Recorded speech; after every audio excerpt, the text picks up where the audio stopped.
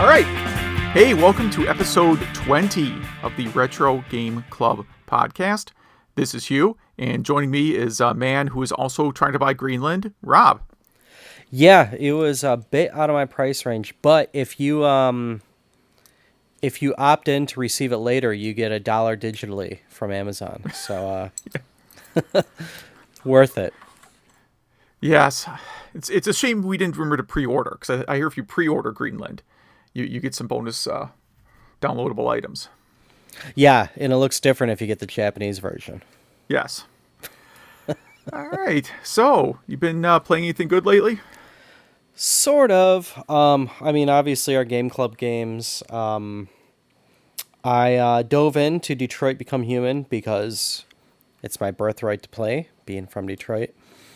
And I like the first bit of it. It is, out of every game... Let me start that over. Out of anything ever created, this has gotten Detroit more wrong than anything else. It doesn't even look like it. Some places that are suburbs, they say are districts, yada, yada, yada. And the most sci-fi thing about this is, like, the buses are on time and stuff like that. But, I don't know, it was okay. I got through it. It was free on PS4, so why not? And then I hopped into Sonic Mania for a bit, which I guess is retro, kinda, maybe. I don't know. It's fun. But then, so I know a lot of our listeners probably hear when I talk, it's kind of noisier on my side of this recording. And that's because there's a projector right above me. And, it has a fan. And I finally decided to, maybe I'll buy a projector screen.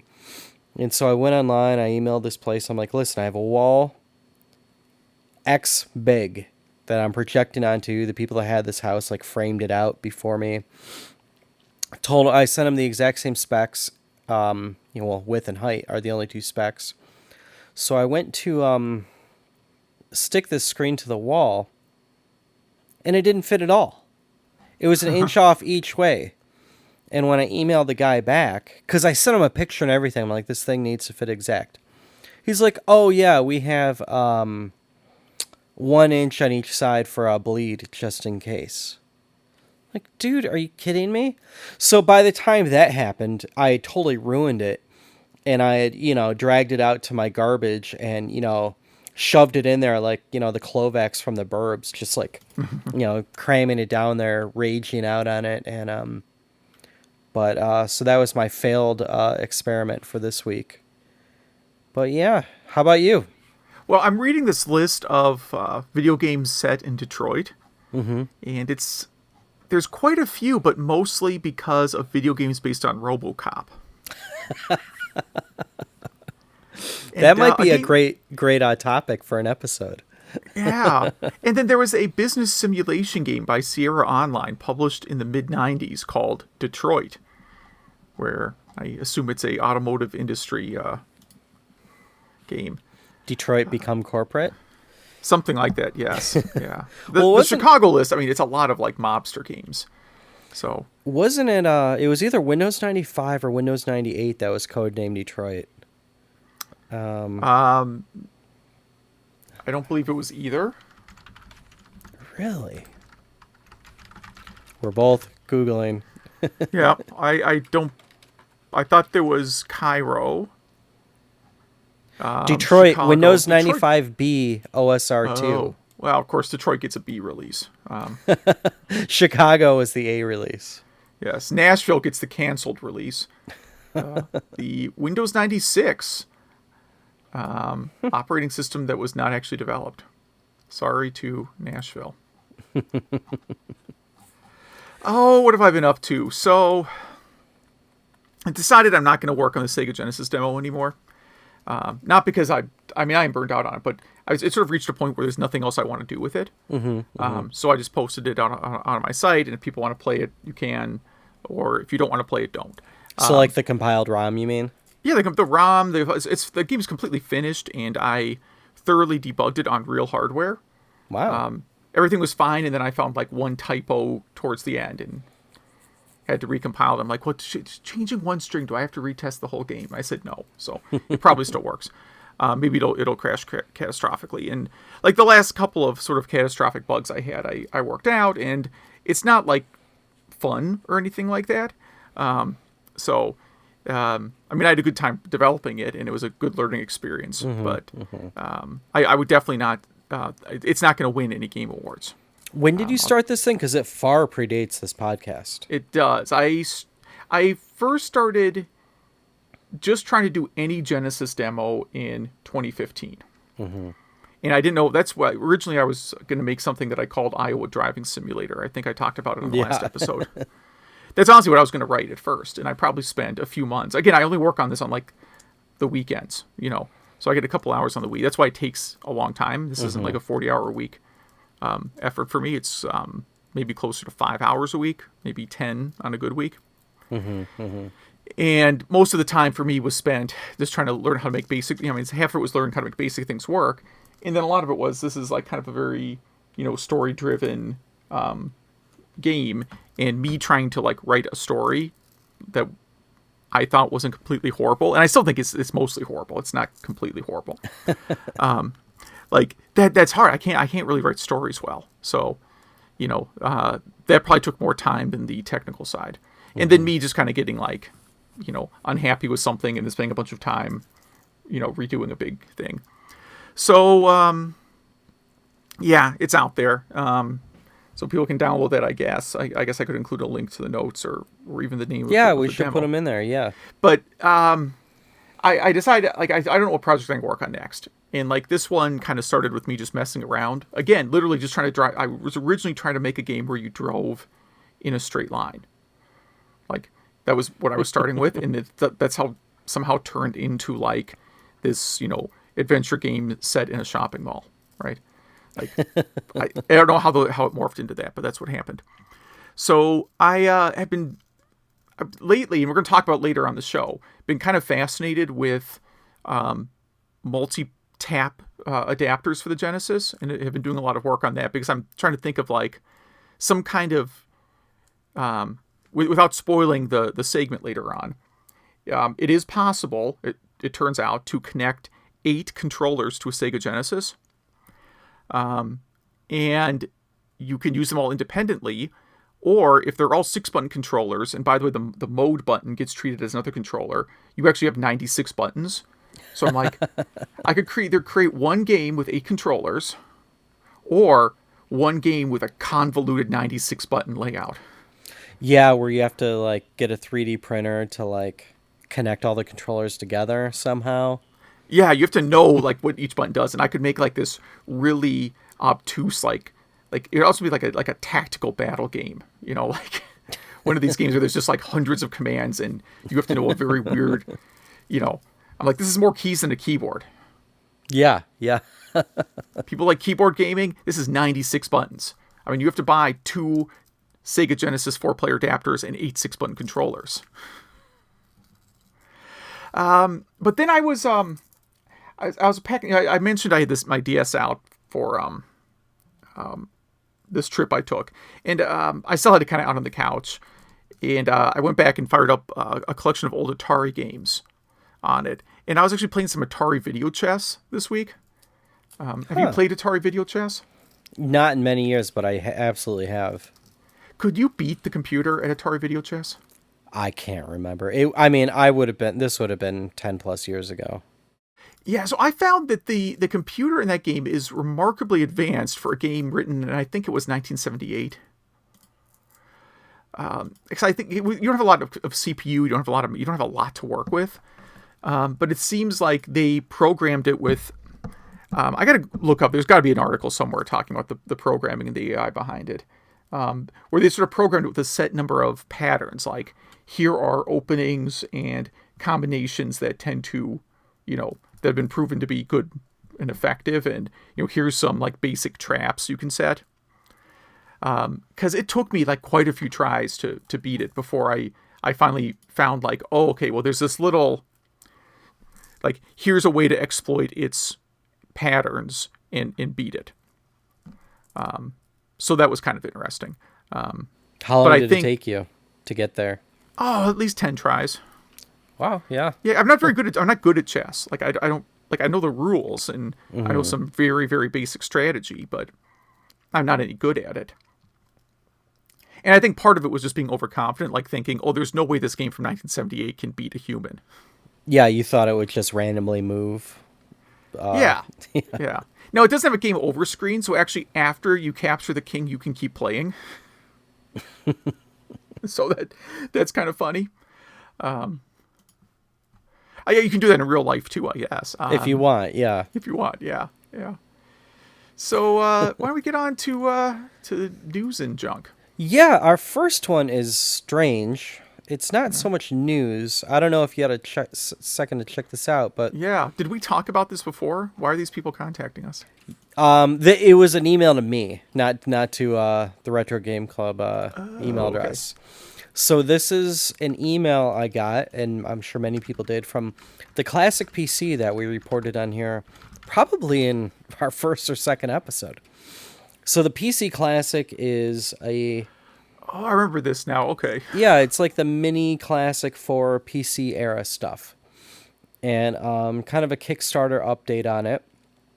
And pretty much it says they have at least 30 games ready to go. Many AAA games. They mentioned John Romero, which probably, I mean, that has to just mean Doom, right? Could be archive of games that have already been released freely from your project. I mean, he wrote 20 games or something before Doom. Oh, yeah. I mean, yeah, it could be like Commander Keen or something. Yeah, because he may not own the rights to distribute. The fact that Doom is something you can purchase on the Switch Oh, yeah. tells me that he maybe doesn't own the rights to... He maybe own the game engine is open source, but he probably doesn't own the rights to just distribute the original commercial WAD files. Yeah, and who knows about Wolfenstein, too. Yeah, he almost certainly doesn't have the rights to Wolfenstein. But, and then it says, they go into why the delay, because I think it was supposed to be out by now. And it just said, they're just refining it. They're taking a lot of feedback from people. And something about an arcade title called World's Fastest Drummer. I don't know. I kind of glazed over that part. But I'm still excited for this to come out. I didn't back it just because how many mini systems do you need, even though this was one that did really speak to me. So yeah, please, if you've backed this or if you're excited for the PC Classic, or is it Classic PC? What is it? PC Classic. Yeah, email us. Email at retrogameclub.net. And this next one was from me also, I think. New life for old Nintendo handhelds with the ESP32. And it's on hackaday.com because we're pretty much the RetroArch Hackaday podcast. And this is... so there's something called the Odroid Go, which is a Game Boy-like retro gaming handheld system where you could play all your ROMs on it. This is kind of a remix of it, I guess. It's all the same hardware, but it fits inside of a real Game Boy Pocket case. So, you get the benefit of those batteries that are all already in there and yada, yada, yada. Well, I'd imagine you'd have to you wouldn't just put like double or 4 AA's or whatever token there, right? There's probably is it literally working with the original batteries, or do you have to put a separate battery in there? It looks like I'm looking at. I see the 2 AA slots right there, and I don't see any other batteries. So the Odroid Go is not very powerful, Okay. Yeah, I'm not real familiar with it. I mean, you're going to be playing like your a 8-bit Raspberry Pi, systems, right? and that's about it, which is fine, I don't know how long this battery would last, though. That is a good question. Yeah. Yeah, I'd imagine you actually put like a lithium-ion battery in it or something a little bit, it's going to last a little bit longer. Yeah, but great little project there. I don't know if I would want to gut a Game Boy Pocket though. No, not unless it was broken. Exactly. Yeah, you might be able to get some broken ones on eBay for pretty cheap. What do we got next here? 6502 coding tricks. So this is from a Commodore 64 programming contest, where a lot of the goals are about getting a program to be as small as possible. So they give you a challenge, and you have to figure out how to implement that thing in the smallest amount of code you possibly can. And it's really simple things. It's like, just draw an X on the screen, right? And the winner was 34 bytes versus, well, I guess it was tied. Two people had 34 bytes, and then 37, 38, 56, which is not much. Well, if you were going to do that in Unreal Engine, it would be 600 meg. Right. Right. And it is, the code is very, very small. So, but obviously assembler code. So it's kind of neat if you're interested in doing 6502 stuff, and, if you're programming a 6502 based system, you're going to be worried a lot about optimization. One of the reasons I did Genesis rather than 6502 is, like, you have to worry about optimization a little bit on the Genesis, not for the type of game I'm doing. Like, if I was going to do something beefier, I'd worry more about it. Whereas, like, Commodore or NES or Atari 2600, you're really, really worrying about optimization a lot. Yeah. Yeah, and strangely enough, and I don't know if it was you or on this podcast we talked about this, but apparently I think it's Malaysia, there is a big demand for 6502 coders because they assemble a lot of, like, little talking stuffed animals and stuff like that. And it's all some sort of variant of 6502 because you could buy them for like 2 cents a piece. And yeah, so you could teach yourself this retro stuff and move to Malaysia and get a good job. Yeah, it's a little too hot for me. And I think it's a country where maybe it's difficult to buy alcohol. So that's possibly 2 strikes against it. I don't think it's not banned. I think it's just not like you're in Wisconsin where it just comes out of the taps. Our last episode, we had 3 listeners from Malaysia. So, let us know. Let us know if you have any experience in this. I wouldn't get past the heat part is mostly the deal breaker for me. No, and I would probably get island fever and go nuts. Yeah, I think you get over that, but you'll never hear of me like retiring to a tropical climate. Corgi 3DS, a 3DS emulator. It's it, 3DS emulator. Yes, so it's an emulator that is pretty interesting because it's supposed to emulate it bit for bit, meaning the 3DS. So you can it actually loads up the 3DS OS from memory dumps. So far, I could play 264 games. It boots into the 3DS full menu. But last week it got some big updates, and it looks like right now they're just trying to get past the Wi-Fi card emulation. I guess it's slowing everything down because it's not finished. But yeah, I never even thought about emulating a 3DS yet. It seems too soon. A little bit, and they're just so... you probably own multiple 3DSs, right? Yes, I have 2. So it just doesn't seem... Like, what would you be emulating it on? That would be an improvement over the form factor. Like, you could say, like, I want to emulate Game Boy because I don't want to deal with a system that has batteries, or because the screen on my Game Boy is dead. But 3DS, it just doesn't seem like the right time yet. Yeah. I don't know, with the 2 screens on top of each other, I can't think of a system that would...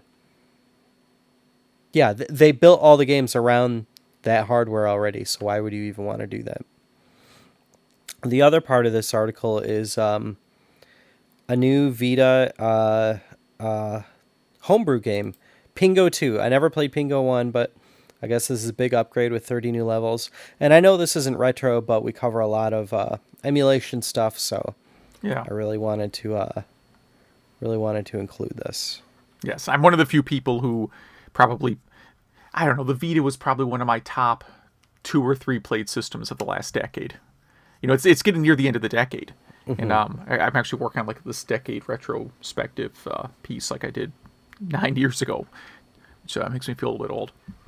And yeah, it occurs to me that like of all the systems I played, Vita is pretty high over the past 10 years for me. So, I mean, even now, it still feels like a solid system. yeah, it's kind of a niche system. Like it's kind of for, because there's certain game genres that have thrived on the Vita. Anime dating. Yes, and Japanese RPGs in general. Yeah. So yeah. it's been a good system for that. I don't have any anime dating games. At least I don't. Unless there's something in my backlog that I forgot I purchased. Or like interactive story games. You know, I played through that game Root Letter a year or two ago, which I hear is getting a remake, and they're going to make it a like FMV game, which I don't understand why they would do that. Yeah, and it had a bunch of East games, and yeah. Yeah, it's true. It has. I mean, it still has the only U.S. release of the East 4 remake. And the fact that you could play pretty much every PSP game on it is pretty incredible. Yeah, you can download. I think every PSP game is compatible with it. Pretty sure. There's probably something crazy that isn't. But I've definitely downloaded some PSP RPGs on there too, so it's a great little like RPG handheld. All right. We did skip one. Oh, we did skip story? one. Yeah. Nintendo hints at SNES games on the Switch with the filing on the FCC for a Switch controller a SNES Switch controller. That's the news. There you go. Next item. Sorry, what was this one you were starting here? I was starting the. This is also related to something we talked about a while ago. We talked about like was it Gradius 3 overclocking maybe? We talked about something like someone that had gone and fixed performance issue on a Super Nintendo game. It was R-Type, I'm pretty sure. R-Type, yes. Well, you can see I got those confused. So, BSNES emulator is adding overclocking support. So I guess if you want to emulate someone that has overclocked the Super Nintendo.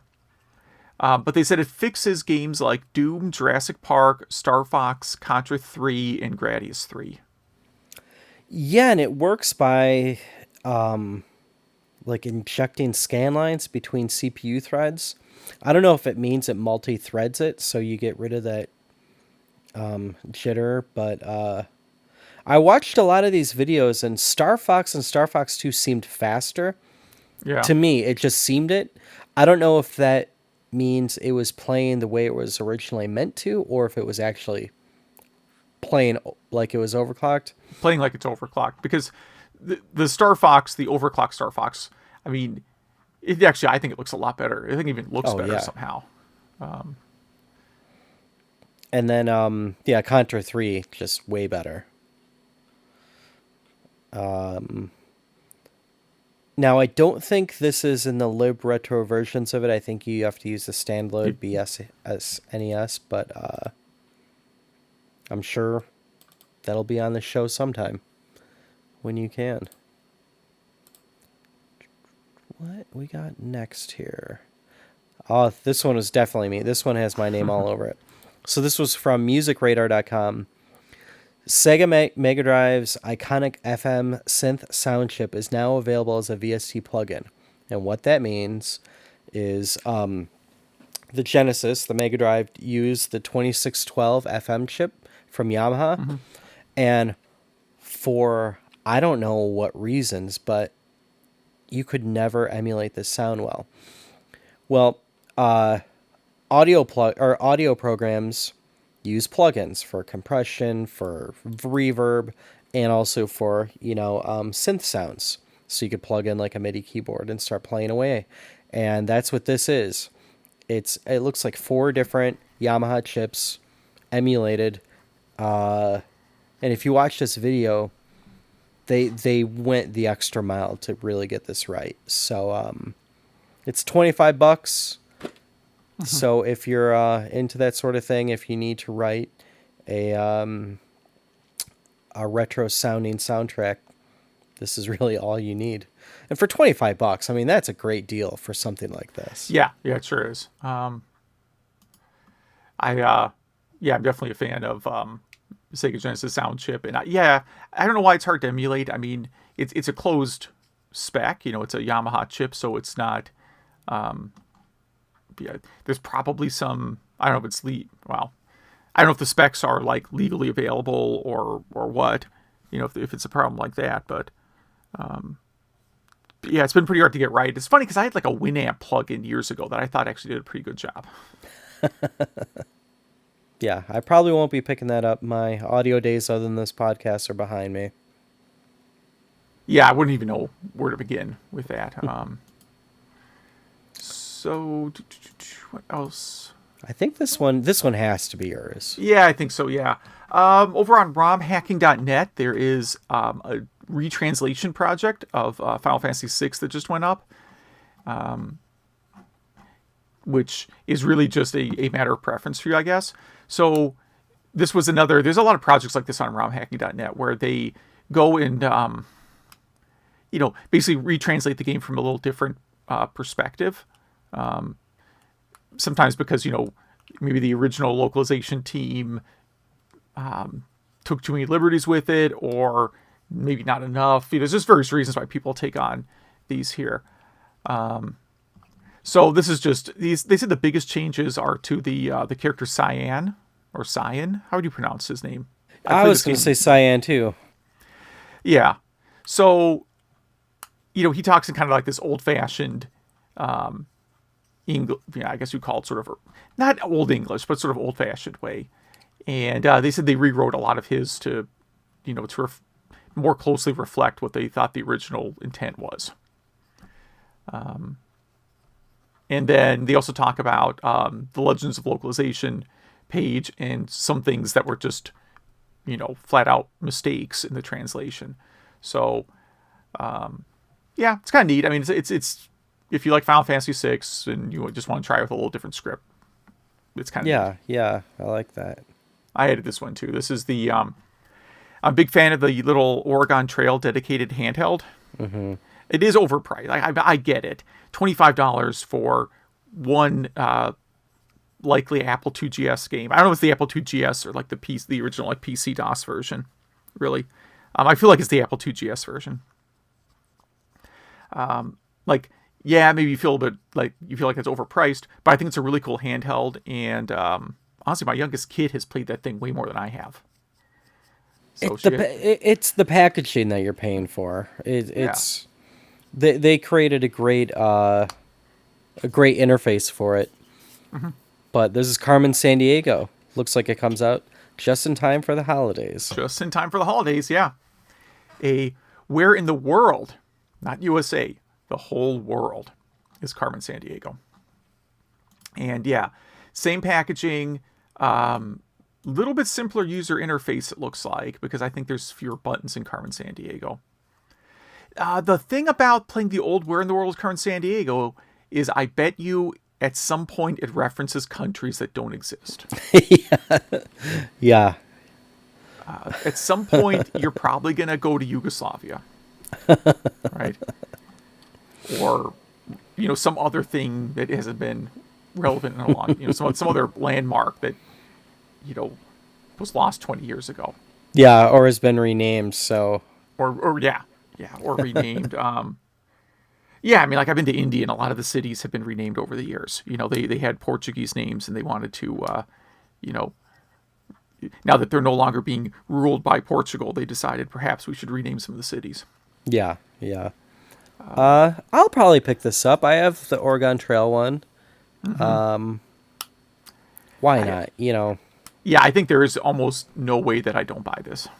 Exactly. Yeah. I love the little computer casing too. Yeah, I'm trying to think like there's a finite number of these kind of games I'd be interested in buying. The first two, they just happen to be hitting ones that I'm I'm a fan of. And I mean, we're not going to get where North Dakota is Carmen San Diego probably on one of these, but that's a real game. Really? Yeah, totally is a real game. You can play that on archive.org. You've never played Where North Dakota is Carmen San Diego? No. It was a variant. It's a official licensed game chartered by like the North Dakota Department of Education. It's actually not a bad idea. Yeah, every state should have done it to help teach kids geography. Yeah. So, extremely rare, your Sega Genesis game, Mega Man The Willy Wars, is getting a North American release with extras. Wily Wars, right? Because it's Dr. Wily. Oh, okay. I always call him... Sorry, I know it's Dr. Wily. Like, I know that in my heart. But when I see it printed, I always think Willy. I mean, Wily. Yeah. Yeah. Is this on the GameCube Mega Man collection? Oh, wait. Well, let's look. I own this thing. 10 Mega Man games. I don't know what's on there. It might be on this collection, too. Well, this version was distinct to the Sega channel. And I guess it had different sound, different music, and a challenge mode. And also did not use a password save system. But yeah, Retrobit is releasing it as a cartridge for your Genesis. So this is one of the few things that really doesn't speak to me that we report on because I don't know. I'm a nostalgia collector, not a completist. So how many people have nostalgia for this game, you know? Yeah, but how many people are fans of the Mega Man series and want to try a game that they previously weren't able to try? True. I can't tell from the manual. Wait a second. Mega Man 1, Mega Man 2, Mega Man 3, Mega Man 4, Mega Man 5, Mega Man 6. I'm just tongue whistling on this collection. Mega Man 7, Dr. Wily behind bars. Mega Man 8. What was this one called again? Wily Wars. Don't think it's on this collection unless it's a hidden game. Huh. It says 10 games, but the manual only lists 8, so that tells me there's going to be 2 hidden games on there. And on Wikipedia, it says this did get... Oh, yeah, it was North America, but only the Sega channel. I was thinking Japan Sega channel, but that was North America. Oh, so there you go. That makes it even more rare, because I know this is just anecdotal evidence, but did you know a single person who had the Sega channel? No. Not one. I don't even know of someone who had a friend that had it. Yeah. So let's see. Dolphin developers estimate they've done $10 million worth of work emulating the GameCube and Wii. Yeah, and they give a kind of breakdown here. Almost 300,000 physical lines of code. 70 person years of development. Yes. And the average salary they're assigning to software developer is pretty low. Yeah. Average number of developers at a time, 26.17. So this is probably pretty accurate. Mm-hmm. I think it's probably low. And now I kind of feel guilty because I've never tried to... I mean, I don't know why I would want to emulate GameCube or Wii right now. Wii's are like $11. Yeah, I know my original Wii, the disc drive stopped reading. Mm-hmm. This is kind of a chronic problem after I had a thing for 10 years. And I'm like, oh man, I got to get one of these on eBay. I hope it doesn't cost me too much money. And it's like you said, Nintendo Wii, $15, 4,000 still available. So, yeah. Like, all right. Yes, I'll get a Wii. I mean, you forget the thing, it sold 100 million units or something insane, right? Yeah. I don't know it's 100 million, but you know what I'm saying. Like, well, in fact, I mean, the PS4 just surpassed it, so I mean, it did pretty good. Like I always like to say, if you want to annoy hardcore gamers back in the zeros, you know, there was a time when the Wii outsold the PlayStation 3 and Xbox combined. Yeah, it's because you bought one, your mom bought one, your grandma bought one. Yep. And now the lifetime sales, it doesn't beat them combined. but it's still well ahead of either. But that's a pretty interesting statistic that people don't think about. Like these people donate their time. Time is money, so $10 million. Sega is becoming its weird and wonderful self again. This is on Engadget. I didn't really connect with this article. I guess the heart of this article is Sega used to do wacky and wild things like Super Monkey Ball and Space Channel 5, and then they got pretty safe. But after Sonic Mania, I guess they realized that they could go back to their old ways. I don't know. They kind of always seemed around to me. Yeah. Yeah, I wish they'd go back to like doing Phantasy Star games again. Real ones, not like these boring online ones. How is this Super Monkey Ball Banana Blitz? I was sort of debating if that got cheap picking that up, because I enjoyed the first two Super Monkey Ball games. From what I know about Super Monkey Ball, and listeners, please write in with your opinion. The Game Boy one, or sorry, the GameCube one is the best one. Okay, those are the ones I have. And all the ones are not even close to being as good. Okay, I can buy that. What is Banana Blitz HD, though? That's the one on the Wii. Yeah, that was the one that had the motion controls. Everyone hated this one. Okay. So I won't be getting that. That's all I've heard. Yeah, I would skip it. And then we're going to wrap up with a couple Raspberry Pi stories. Yes. So we have a link to YouTube here for a YouTube person called ETA Prime. And he overclocks his Raspberry Pi running Laka. And as all of you listeners know, Laka is just a very small Linux with RetroArch on it for RetroPie, or for Raspberry Pi. He overclocks it to 1.75 gigahertz, and he does a lot of demos on this video, which is why I thought it was important to put on here, because you can actually see the certain games that slow down. So with most of this stuff, it's just knocking it out of the park, but then you just see Saturn and a few Super Nintendo games just grind to a halt. But stuff like, N64 games grind to a halt. But stuff like the F-Zero game that was on N64, I mean, that's just playing great. But yeah, I mean, Saturn, Dreamcast, that stuff's still a little bit too difficult for everything to work on a Raspberry Pi 4, but it's interesting to see, what does and what doesn't. Mm-hmm. And it's interesting that the PSP really, really slows down at some points.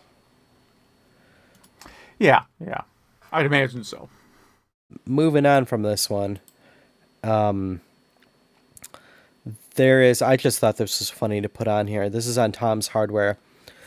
There's a cooling fan for the Raspberry Pi 4 called the 52 Pi Ice Tower Cooler.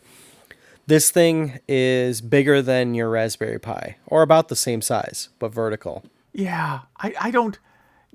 when you're adding these kind of accessories to the Raspberry Pi, at that point, I would say it's time to just buy, like... an i3 or something. Well, yeah, or one of those, microcomputer, right? Yeah. Small form factor PC. Yeah. They say that this thing's great because, they show all the specs. Like, this thing maxed out is not letting the Raspberry Pi get over 50, 50 degrees Celsius. Mm-hmm. And without it, is way more than that. And, this hardware automatically clocks down if you get too hot. So that's what this lets you do is really drive your Raspberry Pi or overclock it without it trying to slow itself down. Again, it's $20, which fine, but that doubles the price of your Raspberry Pi. Yeah, and doubles the size. So I guess Exactly. The charm is kind of gone at that point. Think that was all of our news. Yeah. all right. So for the topic, I wanted to talk for a little bit about.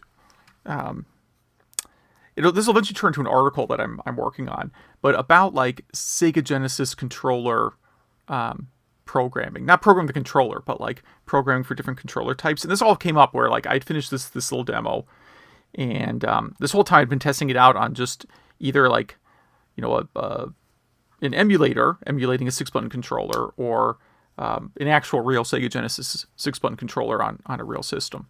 Mm-hmm. And it occurred to me, oh, you know what? I wonder what happens if I plug it in through a Team Player, like just on a whim, right? And then I found out, oh, look at that. None of the controls work at all, even a little. And then that kind of led me to this rabbit hole of what exactly does the Sega Team Player adapter do?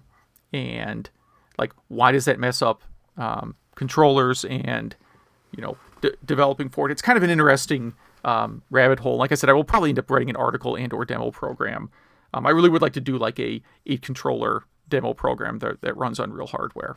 Mm-hmm. I don't have 8 Genesis controllers, so I'll probably have to sub like Atari 2600 controllers for some of them, or Master System controllers, which will limit the number of buttons, but that's probably better for my own sanity. So mm-hmm. I don't know if you've ever used the Sega Team Player, but no, I've never even seen one in person. Yeah, what's kind of weird is I had one, and then like I saw another one for sale at, I forget where. I think it was, it was an estate sale. And someone had like a box, there was a box Team Player there. And I'm like, well, I already own a Team Player. Is it really a problem? Like, do I have some sort of psychological problem if I buy a second Team Player? And then I thought about it and decided that I didn't. And I was glad I did, because that's when I learned that there's 2 different variants of the Sega Team Player. So this is kind of a interesting aside. So Sega originally made this 4-player adapter for the Genesis. It was intended, mostly for sports games. For, Sega Sports was a line of games that Sega had, and they were obviously very big. So they, and then there was stuff like Gauntlet that they wanted to bring out to the system. Gauntlet 4, I guess. I don't think there was a Gauntlet 3. I think they might have called it Gauntlet 4 because it was a 4-player game. So it had, the original model had 1 cable and 4 input ports. Right? So you plug one of those in and you get, 4 controllers. There were some football games that used 5 controllers, but there weren't really any that supported 8. It turns out you could actually plug 2 of those Team Players in and have an 8-player game, and I'll talk about a few people that attempted to do that.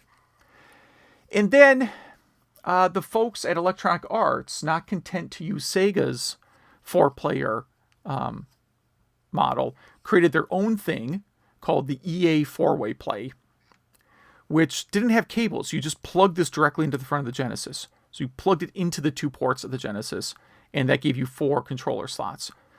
It operated differently than the Team Player.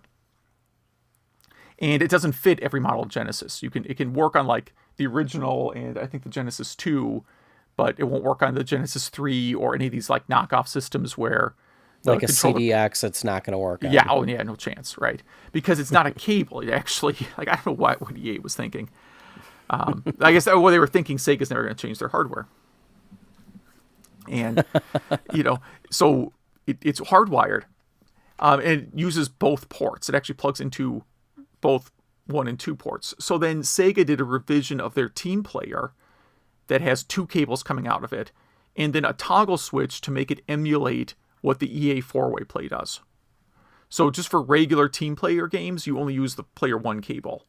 But if you want to do the EA games, then you have to use 2 cables. It's a slick looking box too, this updated Team Player. Yeah.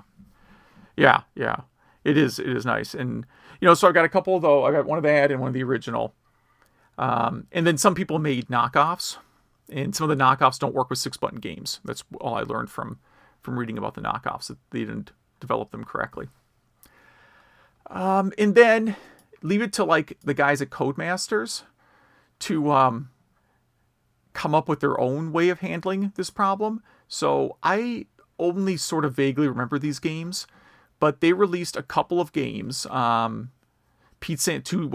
I would say couple because they're all kind of the same game. There's 2 Pete Sampras games, 3 Micro Machines games, and then the very poorly named Super Skid Marks. Oh my gosh. That have 2 controller ports built into the cartridge.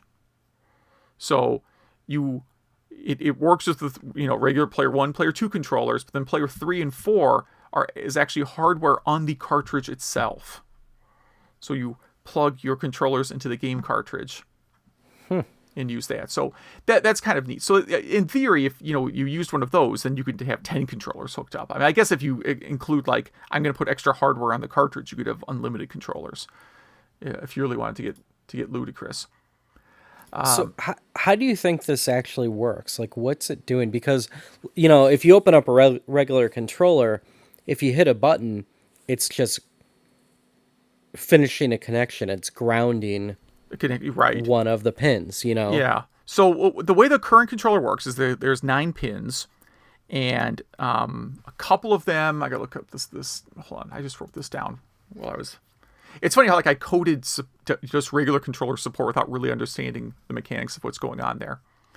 So there's 9 pins, and each of the pins has high and low data. Let's call it, right. And one of the pins, pin number 7, toggles between whether you're reading the high or the low port. And so what that means is one of the ports is the up button, another port is down button, another port is left, another port is right. But then pin number 6 is both the A and B button, right? So it's got one set of data, half of it is A button, and then you actually have to switch to read high to read the B button. And pin number 9 is the start and C button. And you can't assign a controller to each one of those ports because you still have to have voltage and ground. So 3 ports are one port is just used up for ground, one is used for voltage, and then the other is to switch between high and low. So, and then what it does for 6-button support is really crazy. It actually, you have to do an additional 2. So the way that the controller basically works is it has it sends data back in cycles, and the first cycle you get half the buttons, and the next cycle you get another half the buttons, and then you have to wait.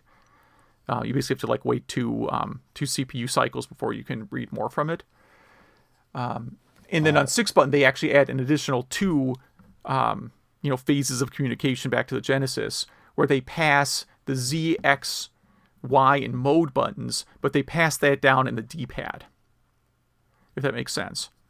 So you're reading up, down, left, right in a different read phase to pick up the Z, Y, X, and right button. That's so much more complicated than... Yeah, and I think it makes sense because they don't want you... I think they picked up, down, left, right for, again, Z, Y, X, and mode, because that way you're not conflicting with A.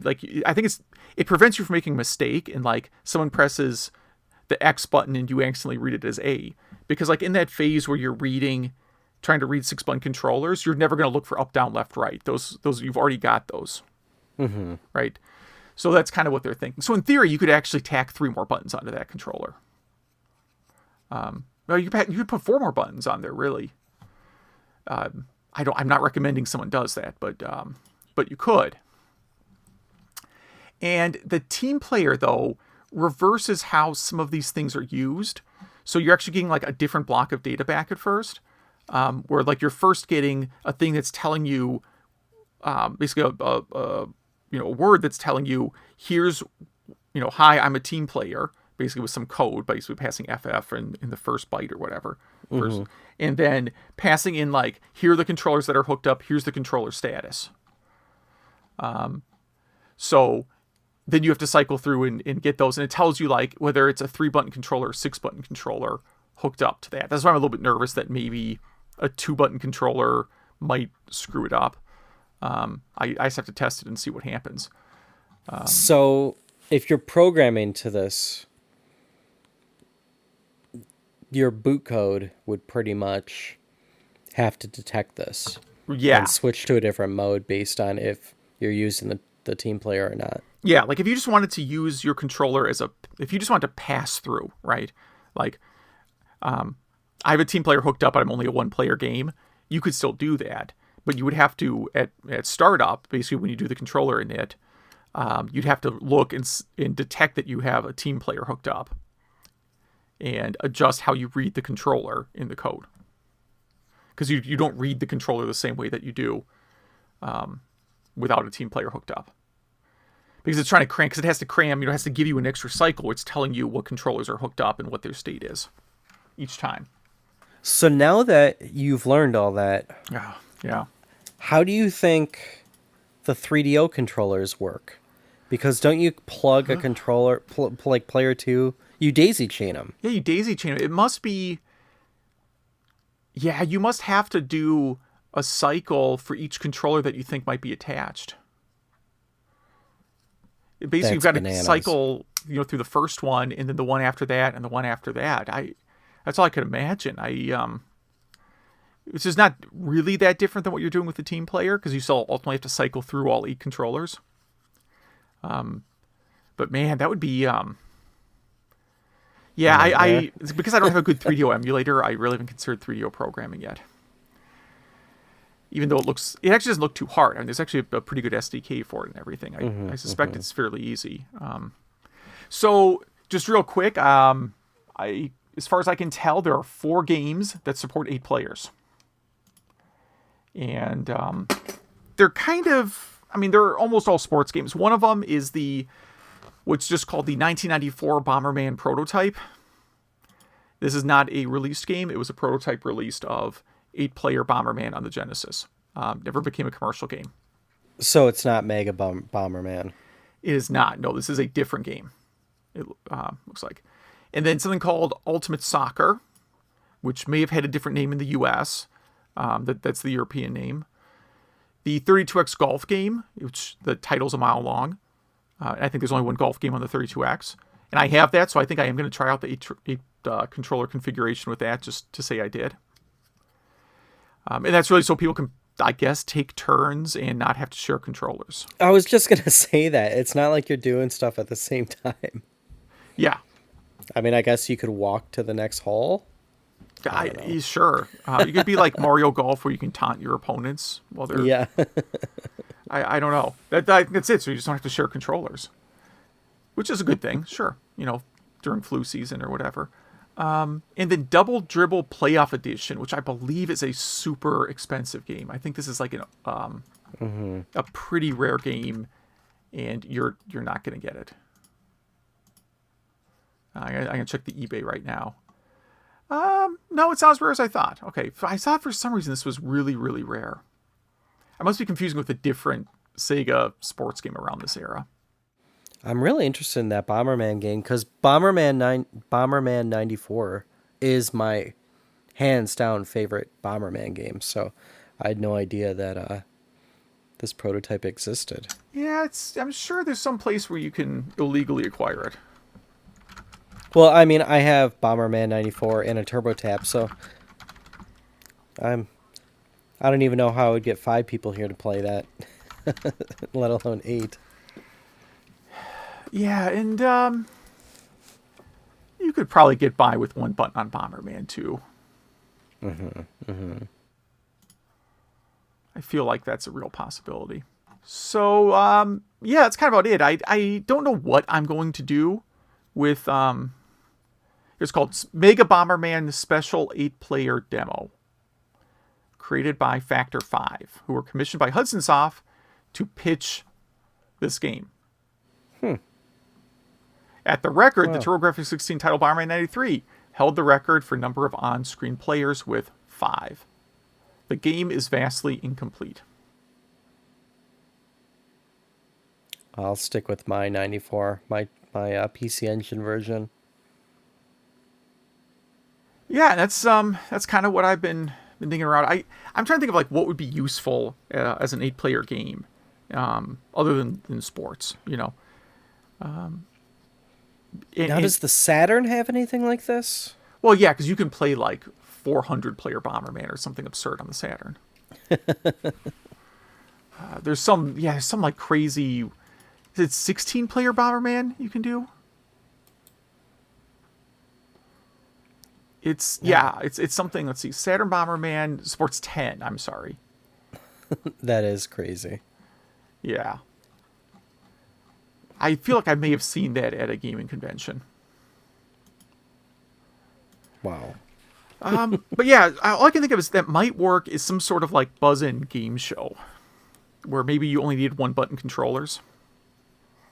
Yeah, yeah. Like a 8-player quiz show. Something like that would work. I don't know. All right, so I'm not going to think of ideas right now, but what I'm going to do is I'm just going to first prove out that I can even figure it out and then go from there to see what happens next. Yeah, yeah. No, that's cool. Thank you for doing all that research. I could do... I've never seen an episode of Star Trek, but I imagine it has a big, confusing control panel with possibly 96 buttons. You've never seen an episode of Star Trek? No. Never. Not Wow. Wow. one. Yeah.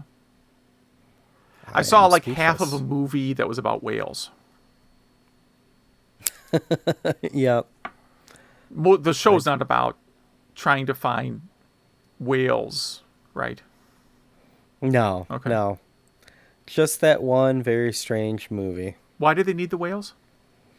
Because in the future, an alien is trying to contact the whales, and because the whales are no longer here, they're angry. And so they have to go back in time and bring whales back from the past to the future to, well, I guess to the present to restock the Earth with them so the aliens are not mad at us anymore. Okay. Obviously. Aren't you glad you asked? Yeah, I really feel like my life is a little more complete than it was yesterday from knowing that. I hope we didn't spoil Star Trek 4 for anyone. I think We didn't after say the ending. 30 years or whatever, after 30 years, it's pretty safe to say everything's been spoiled, right? I mean, But I think that leads us to Game Club. yeah. The reason we are all here. Yes. So, why don't you talk about your game? So, the Ninja Warriors. It came out in '87 by Taito in the arcade. It's known for having the 3 screens, the 3 CRT monitors, that is.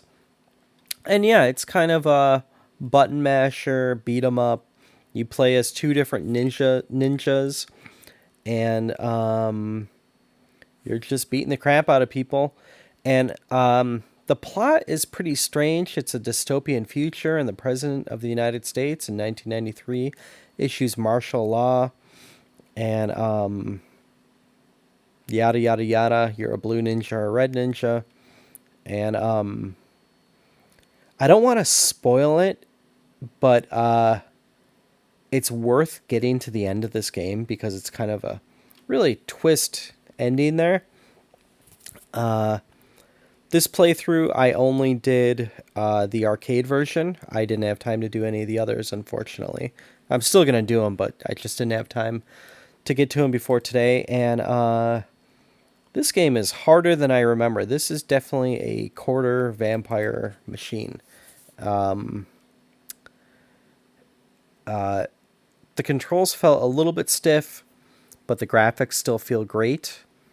I should say that the arcade version I played was on my Switch. Mm-hmm. This port of it came out a few weeks ago, or last week, something like that. Anyway, but yeah, there's a PC Engine and a Mega CD version of this game, which I would like to get my hands on and give it a go.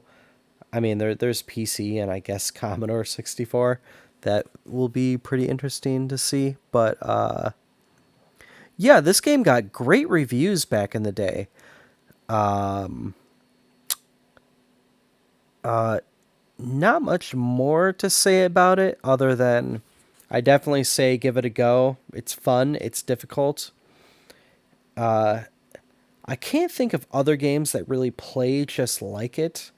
I guess the closest thing to me would be Karate Champ. Or no, Kung Fu, not Karate Champ. I was going to Kung go... Fu. Well, so I played the TurboGrafx version, and I found it was like Kung Fu meets Master System Shinobi. Yes. Yes. What did you think about the controls on it? How to play for you? I got some pretty severe cramps. So I found that the most effective strategy was to do the squat walk, and just jab everybody in the lower torso.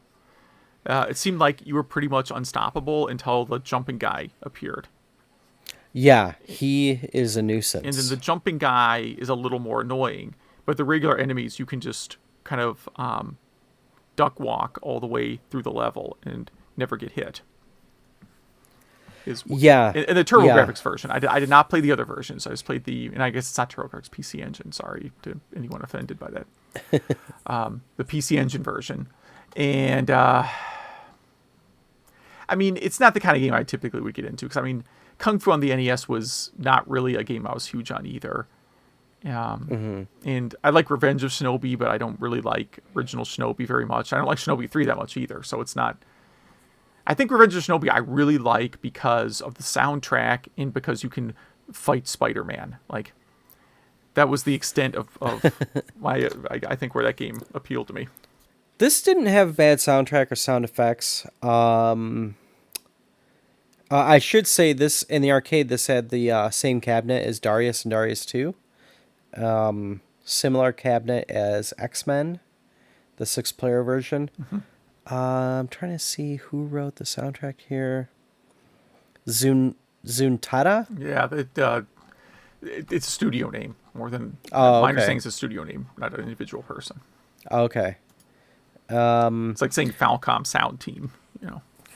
Well, so the in the PC Engine version, did it do kind of the cool things where if you got hit a certain way, your mask could fly away? Yeah, and eventually eventually then you're like a robot, right? Yeah.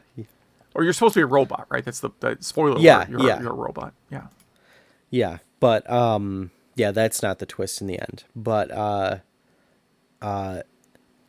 don't know, I like it. It's pretty cheap.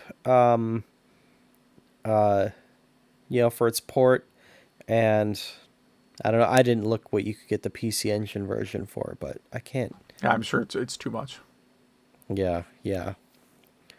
I tried to play this on archive.org and completely failed. It just didn't work. Yeah, there's some games that don't work on there. I know. Not much more to say about this. This is one of those games I hope a lot of people write in about. Email at retrogameclub.net, because so we used to vacation in Grand Bend, Ontario. It's kind of the Myrtle Beach of Ontario, if you will. And they had 3 different arcades there in the 90s in this little strip. And when I saw this thing, it just blew my mind. It's a very impressive cabinet that left an impression on me. And that's why I picked it for Game Club this episode. And I did play a lot of yours, if you want to dive into that one. So I've been thinking it's end of summer break here. I'm going to try and theme a few things. And got me thinking of old summer vacations and spending lots of hours just watching game shows. Because what else were you going to do in summer break? I mean, we're going to go out and play with kids. I mean, if you weren't really an outdoor type and not athletic, a lot of your summer was probably spent playing video games or messing around on the computer or, making microwave pizza puffs and watching game shows, which was a good portion of my summer break. I think a lot of people in our generation were latchkey kids and, basically stayed in and watched, a lot of game shows. One that I watched quite a bit, both like the repeats and I think there was a late 80s remake, was Card Sharks, which I think there's a remake now with the Soup guy. What Soup guy? The guy from the Soup. It was a TV show. Oh, okay. Yeah. Interesting. Yeah, not Chef Boyardee or something, like an actual the guy that was the host of the Soup. He's probably famous for other stuff. That doesn't matter though. Right. I think it's him. I know there's a Joker's Wild remake with Snoop Dogg as the host, and he's actually a extremely good game show host. Oh yeah, Joel McHale. Yeah, and then yeah, there's a Press Your Luck remake allegedly too, And I don't know who hosts that. Huh. It's not, all those shows would be better with Snoop Dogg hosting, including Card Sharks. No, I'm serious. He's actually really, he's got, I know. Trust me, I know. I honestly, I would put him on any game show. So, like, what's going to happen when Alex Trebek dies? I don't know. All right. Snoop Dogg. Snoop Dogg. Let's do it. It would be, but anyhow, so Sharks was a, they did get a PC game and a Commodore 64 game. It was like Apple II, Commodore 64, and DOS. Got a release in the late 80s, so 1988. So I'm assuming that's when about when they must have been doing like the remake, the first remake. Mm-hmm. And, the premise is they ask you a question. We say we surveyed 100 teachers, and we asked them, have you ever hit a kid with a ruler in your classroom, right? And then the first person has to guess what percentage of teachers, and the second person guesses higher or lower, and then based on that, you then get to play the cards and guess, whether the next card is higher or lower, right? It's basically if you get 5 in a row of the cards and blah blah blah. So if you've seen the Card Sharks game show, you're familiar with the concept. And I found that this old PC game, which you can just play for free on archive.org, is really, really close to the game show. Like, the format's exactly the same, and you can play 2 players. You can play against the computer. The graphics are obviously very, very dated. The questions some of the questions would probably mortify my children, but well, you watch the old game show, and there's questions on there that I'm like, yeah, I can't ask that today. Yeah. But that's, what are you going to do? Like, just delete it from existence because it asks something that by today's standards is politically incorrect? Who cares? Yeah, so, it existed, so you can't do anything about it. Yeah, and most of the questions are pretty innocuous, right? I mean... Totally, yeah. Most of them are. Every now and then, there's just some oddball thing, right? Before this, I'd never seen this show before. Oh, really? Okay. Which is amazing because I was pretty much raised by the TV. Yeah. I played the Apple version on archive.org. Okay. And I apparently am very good at this game. Okay, good. I mean, I annihilated. And I mean, really, all I did was, and I don't know if the Apple version is different, how different it is than the DOS version, but just graphically, really. I would get the first question right, and then just do the cards. So doing the high or low, and then I would just win on the next question. Is that how that game worked? If you could say you could keep going on the cards. I don't know. You could keep going, or you could freeze, because if you got a card wrong, you went back to wherever your either the beginning or wherever you last froze. That's what it is. So what I did is, if it was a high card or a low card, I would just keep going, because if it was low card, I would just say, yeah, it's going to be higher than that. But if it was like a 7, or something in the middle, then I would go back to getting questions asked. Yeah, and it is a bit of strategy, because after like 3 or 4 questions, it goes to sudden death. It was more fun than I thought it would be. I played it for quite a bit, actually. Yeah, it was kind of a fun show to watch back in the day, and the format works. I feel like this is something you could probably put, maybe, with the show being rebooted, you could probably put this on any casual gaming system, and people would play it today.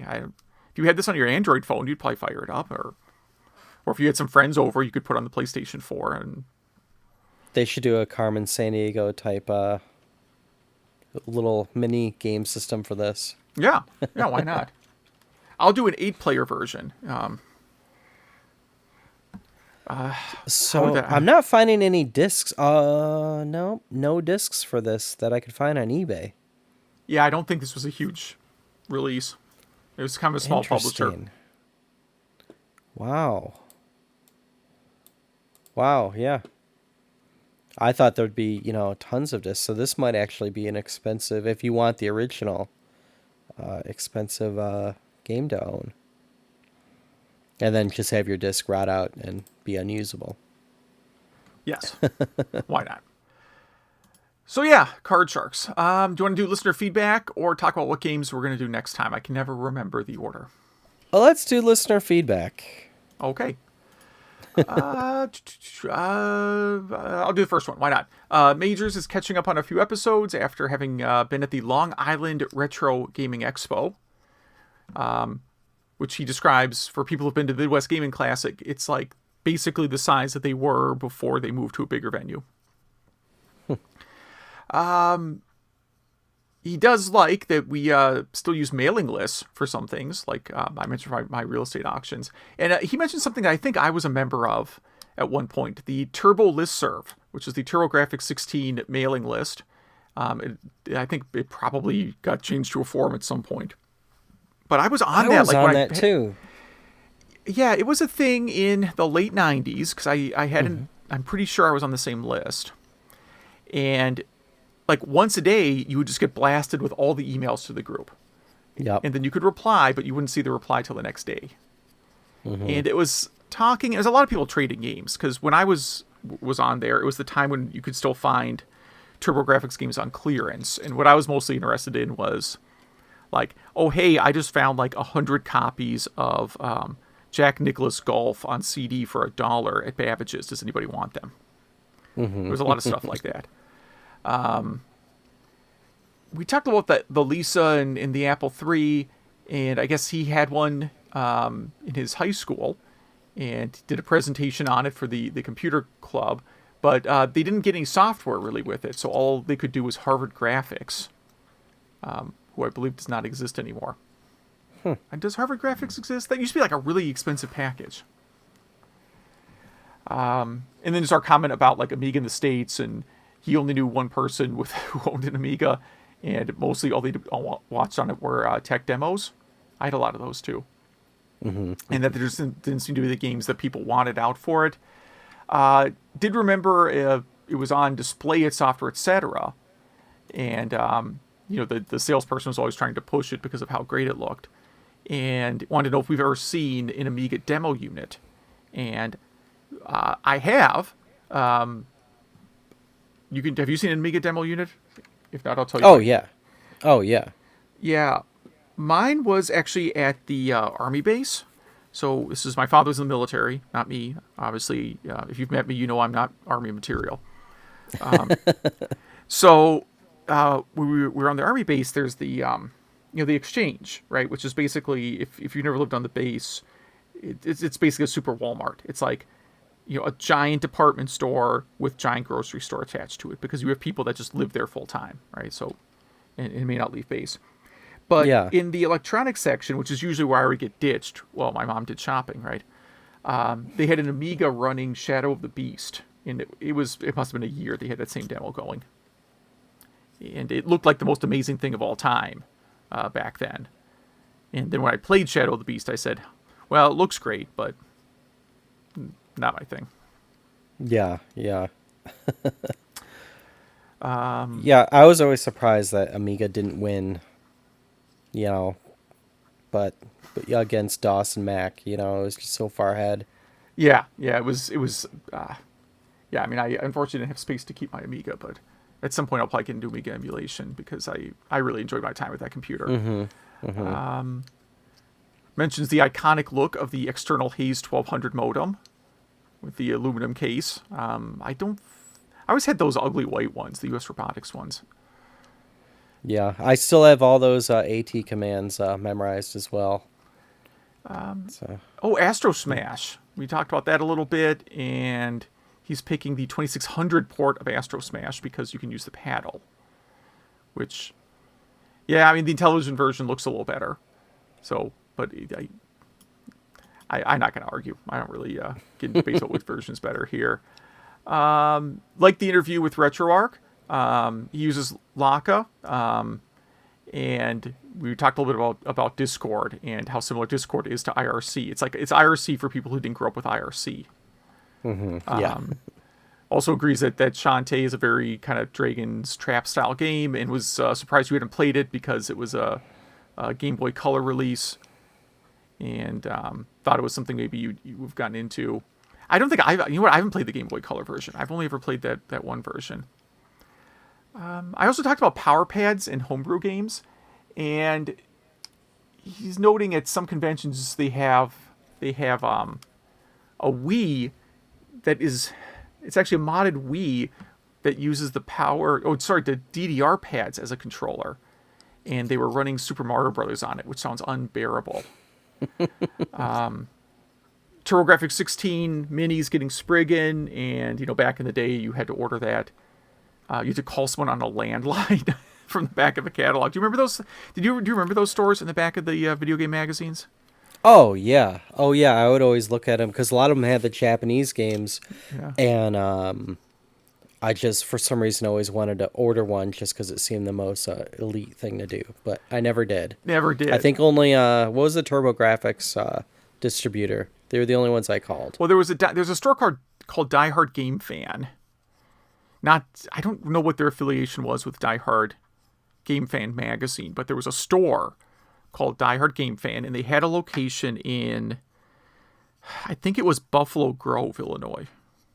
Mm-hmm. And I definitely went there a few times to look at import TurboGrafx games. It was a little rinky-dink place. Think like the smallest convenience store you've ever been into. One of those like downtown places where two people are side by side. But they would also, despite they'd have like these import games, and they would have like one arcade game, and it was never a mainstream game. Like that's where I saw, what was the sequel to Time Killers? Bloodstorm. So Bloodstorm that's like literally the only place I've ever seen a Bloodstorm arcade cabinet. Cool store, but yeah, I mean, totally obsolete today because of the whole internet. If you're looking for Twin Peaks games, I'm curious about this. He recommends a game called Deadly Premonition, which is a last gen game. I don't know that one. I don't either. Because again, last generation, I was playing a lot of Wii.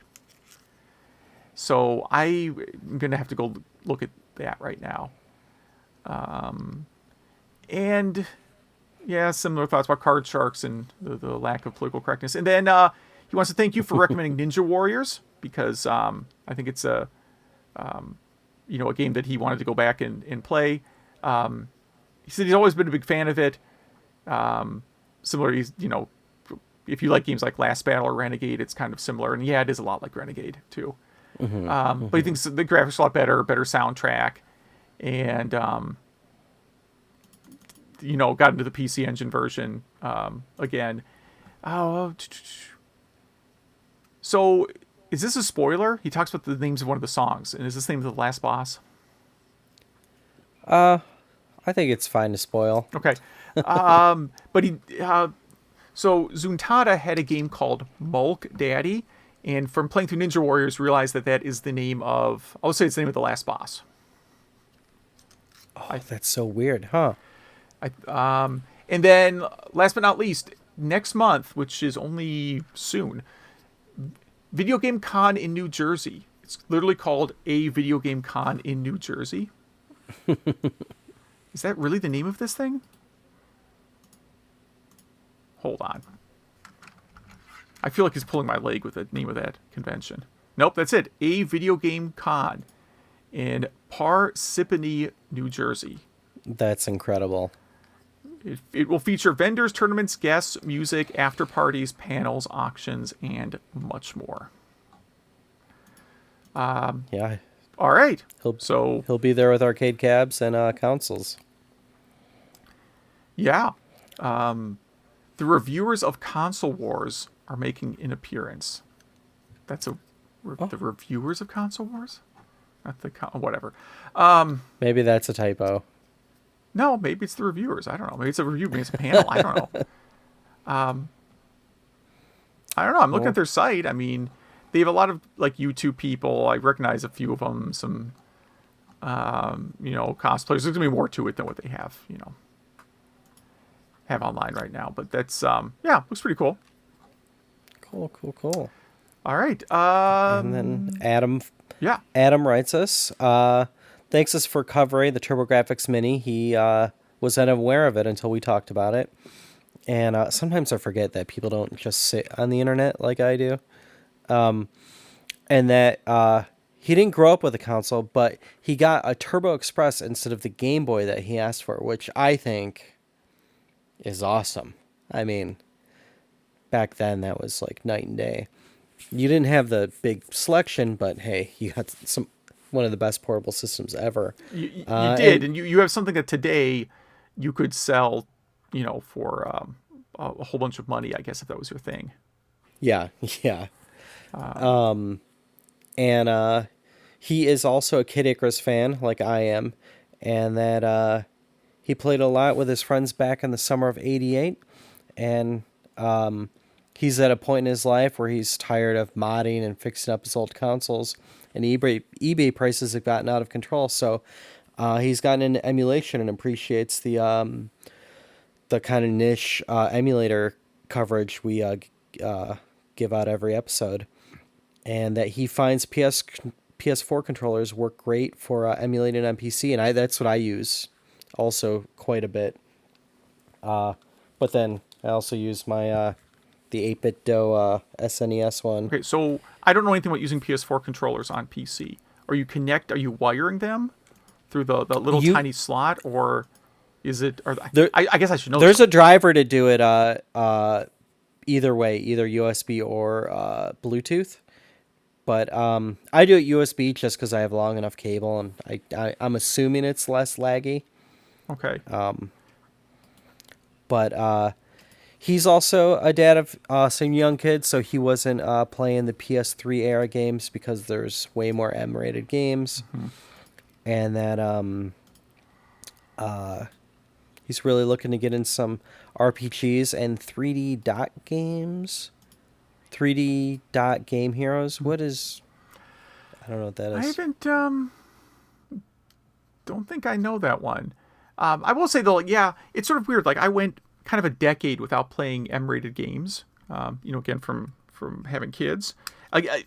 Outside of like on the Vita. I mean, that's the other reason for buying. I recommend the Vita so much, is because if you're a parent in that era, the funny thing is I don't really find myself wanting to play M-rated games now. Like when I was younger, I would have probably enjoyed Grand Theft Auto 5 a lot more than I really did.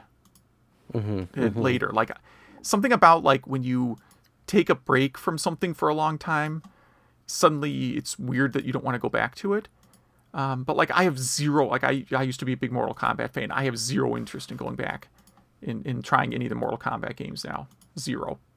Yeah, and then he wishes you luck on your summer garage sale hunting. Yeah, it's been pretty bad. There are not a whole lot of games out. He says you should have found a power glove instead of a power pad. Yeah, I wish. That would be pretty nice. Well, Adam, thank you so much for that email. Joe, we wanted to talk about this episode's games. He was been watching reruns of Card Sharks on Buzzer. Buzzer, by the way, is the greatest antenna station of all time. It is. I linger on it. I mean, the commercials are super depressing. I don't know what commercials they have on Buzzer by you. Oh, it's all for emphysema and stuff like that. Well, right. It's for emphysema. It's for a lot of Shriners Hospital and a lot of, look at these dogs that have been left chained to a tree in the winter kind of commercials. Yeah. Really depressing. But yeah, he felt the DOS version really did a good job recreating the show, and thought it was fun even playing against the computer. I do like that if the computer wins, it doesn't go to the final round. You don't have to sit through and watch it. It has some weird well, the player 2 just fell violently ill. Game over. Ninja Warriors, he also calls out Vigilante as a game that it reminds him of. Didn't care for the PC Engine version that much compared to the arcade game. Thought the Mega CD version was really good, except for the absurdly long intro sequence.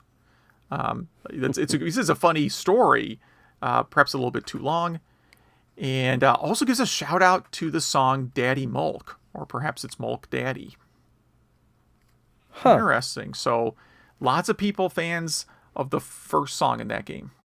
And then we have Robert wrote in answering a Facebook question, which, again, if you want to interact with us, Zach, shout out to Zach, handling our Facebook page, he'll sometimes ask questions or post some stuff on there for you to email us. So, Robert, thank you. You did this correctly. And we have a email button on there, too.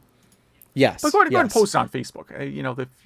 Sometimes you want to share with your friends and family what you think of a game opinion.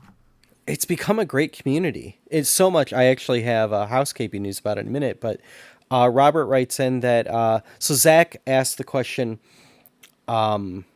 which console do you think had the best music and sound? And Robert said if the C64 can be considered a console, then definitely the C64, which I think a lot of people would agree with. Yeah, I used to not be a fan of C64 music, and I probably even thought I probably made derogatory comments about it, and then someone recommended a shoutcast station. That's still a thing that just streams Commodore 64 music, and I gave that a try, and I found it was actually pretty good, kind of good, catchy. At least what the station was playing was kind of good stuff to work to. Not work out, work. I'm gonna write some code, and I want some maybe upbeaty game music. And I feel like the Retro Hour has a bunch of those old. I don't know if you call them musicians because they're writing music in assembly, but on there. Yeah, yeah. I mean, if you do chiptune, I always have a soft spot for the Genesis. It seems unfair to include the CD systems in this. Yeah. I would probably have to go NES or Game Boy. I mean, Game Boy is used by a lot of artists, chiptune artists, just because it's NES that's stereo, Yeah. So Yeah, I mean, so much of it is kind of tied to. Some of it is tied to nostalgia, just whether or not the system had an impact on you, and there's no right or wrong answer for best console music. yeah. But Robert, thank you for that email, and if anyone would like to email us, please do email at retrogameclub.net. That is email at retrogameclub.net. And I have seen we have kind of really gone global. There's not a lot of countries that we aren't being listened to now. Sure. So please write us. Yeah, Australia's kind of blowing up right now. Okay. I like Australia. I was watching some Australian rules football the other day, thinking I might get into that as something in the future. It's a lot of fun. I actually went to Macquarie University in Sydney, so I have lots of ties there. But little bit of housekeeping quickly, since you brought up, or I brought up, one of us brought up Facebook.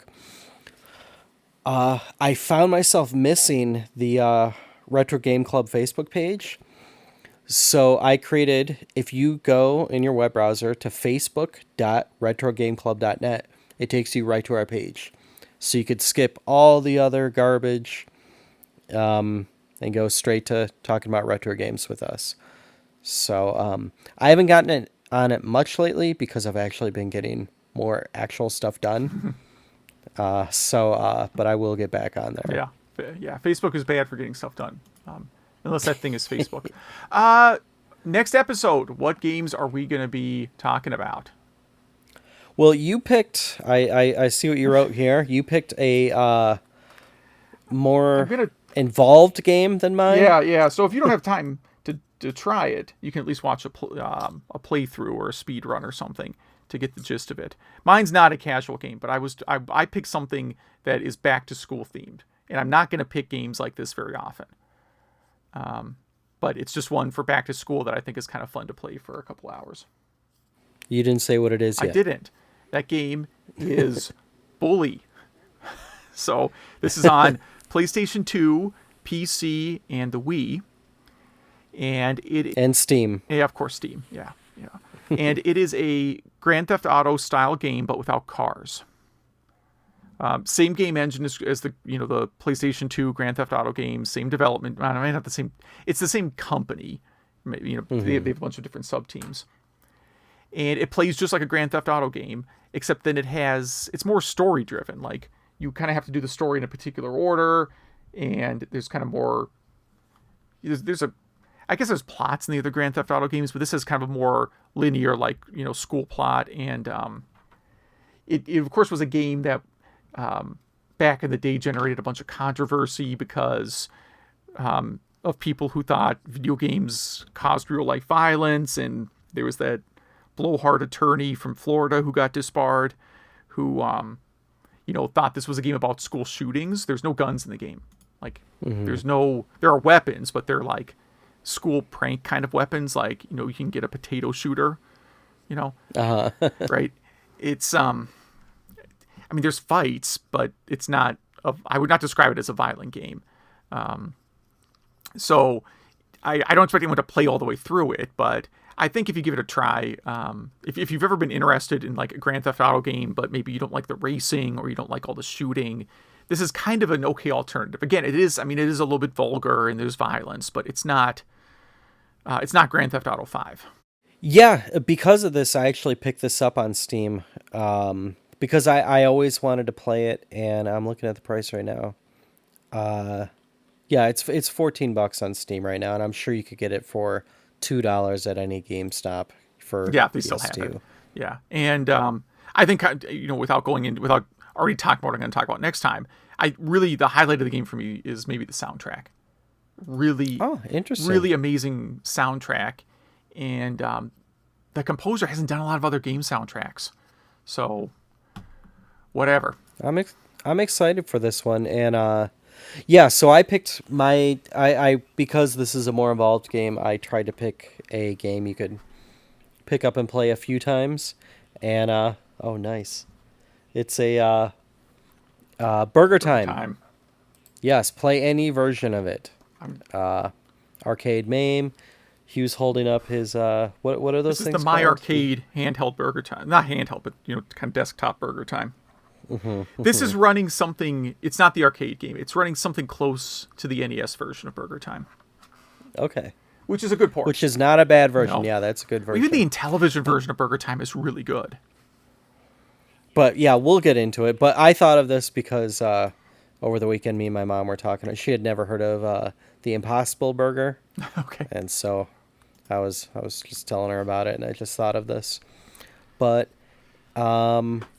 that pretty much wraps it up. If you play those games or any game, if you're spinning through our old episodes, feel free to write in about anything, even remotely associated to retro gaming, emulation. Yeah. Email at retrogameclub.net. Email at retrogameclub.net. And I think that's everything. Yeah, so thanks for listening.